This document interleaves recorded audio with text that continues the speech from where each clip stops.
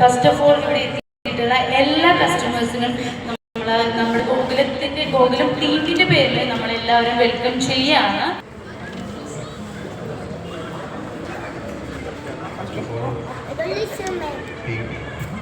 Hello, first of all Gokulam ടീമിനെ ആദ്യമായിട്ട് ഞാൻ നന്ദി പറയുന്നത്. ആദ്യത്തെ ഇവൻ്റാണ് ഗോകുലായിട്ട്, പ്രത്യേകിച്ച് ഡാനിക്കായിട്ടുള്ളൊരു ബന്ധം വർഷങ്ങളായിട്ട് ബന്ധമാണ്. ഒന്നും വിളിച്ച് നിൽക്കാൻ സാധിച്ചത്. രണ്ടാമത് you have a very good team. Akhil നിങ്ങളുടെ marketing, digital marketing beautiful person. മാത്രമല്ല അത്രയും ക്രിയേറ്റീവ് ആയിട്ടുള്ള ആളെ ഞാൻ കണ്ടിട്ടില്ല.